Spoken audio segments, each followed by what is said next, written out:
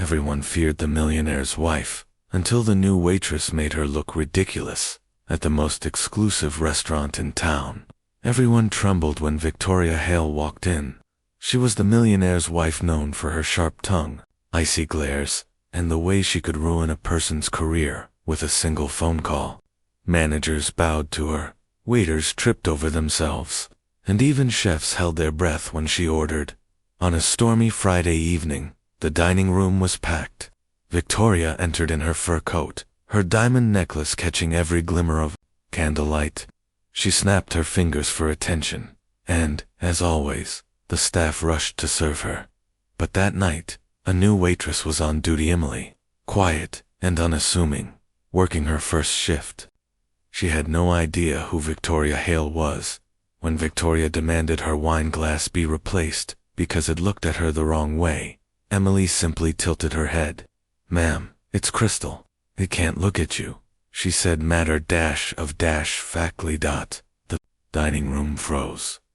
The other staff went pale. No one ever talked back to Victoria, but Emily just smiled politely and carried on, treating Victoria like any other guest. Victoria tried again, loudly complaining about the food, the music, even the air conditioning. But every time Emily responded with calm wit that made Victoria's theatrics look childish. "The soup is too hot," Victoria snapped. "That's because it's soup," Emily answered with a straight face, sending nearby tables into muffled laughter. By dessert, the entire restaurant was chuckling at Victoria's antics. For the first time, she wasn't feared, she was ridiculous. And all because the new waitress refused to bow to her power. When Victoria stormed out in humiliation, the millionaire himself lingered.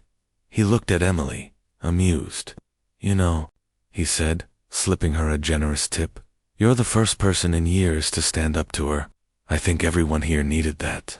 From that night on, the staff didn't tremble as much when Victoria Hale came around, because they had seen her brought down to size by a single, fearless waitress. The Rosewood Grill was the kind of place where power dined.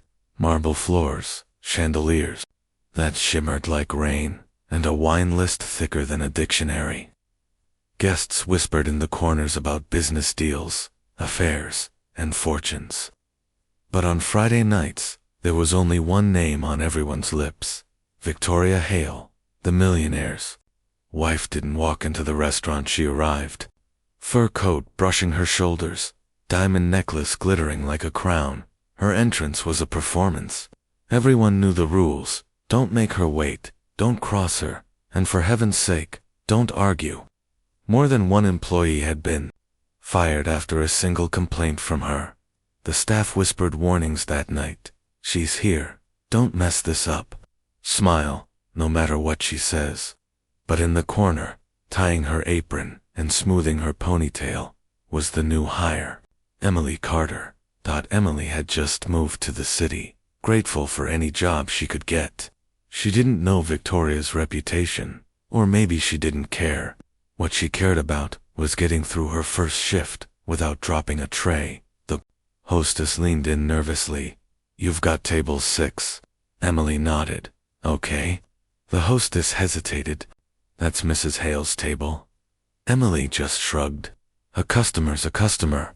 The first clash. Victoria sat down with her usual entourage of society friends. The moment Emily approached, pen and pad in hand, Victoria didn't even glance at her water. "Room temperature, with lemon, thinly sliced, not wedges," Emily scribbled, unfazed. "Got it." When she returned with the drink, Victoria lifted the glass, frowned, and said sharply, "This looks unfriendly." Emily blinked. "Unfriendly? Yes. Look at the lemon slice. It's sulking at me." The other staff stiffened. They had seen careers end over less. But Emily tilted her head and said, completely straight-faced, "Ma'am, it's crystal. It can't sulk." For a second, silence hung like a knife. Then someone at a nearby table chuckled. Emily didn't flinch. She simply set the glass down and walked away. Turning the tables, Victoria wasn't used to being ignored. She raised her voice at every opportunity. "This soup is too hot." "That's because it's soup," Emily replied without blinking. "The bread is too crusty." "That's what makes it bread," Emily countered. Each response was calm, professional, but edged with humor. Soon, the restaurant wasn't holding its breath in fear. They were stifling laughter. Diners at nearby tables smirked, whispering, behind menus. Victoria's friends shifted uncomfortably, embarrassed by her tantrums. Finally, Victoria slammed her fork down. "Do you even know who I am?" she demanded. Emily leaned in, just slightly. "Yes, you're the woman turning a 5-star restaurant into open mic night." The room erupted. Even the bartender choked on his laugh. Victoria's face burned crimson. The aftermath, Victoria stormed out, heels clicking like gunfire. Her friends scrambled to follow, whispering excuses. The entire dining room exhaled in relief, and then, to everyone's surprise, Richard Hale, the millionaire himself, lingered behind. He walked over to Emily, who was calmly wiping down the table. "You're new," he said, amused. "Yes, sir," she replied. Not sure if she should apologize, Richard chuckled, pulling out his wallet. "Do you know how many people in this place have spent years terrified of my wife?"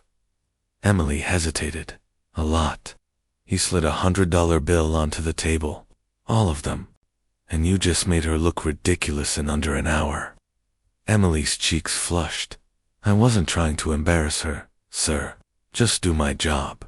"That's exactly why it worked." He gave her a nod of respect. "Keep it up." From that night on, the staff didn't fear Victoria Hale as much. They had seen her power undone, not by a manager, not by a rival, but by a new waitress who refused to be intimidated, and Emily. She went home that night with her first generous tip and the quiet satisfaction of knowing she had shifted the balance in a room full of fear, simply by standing her ground.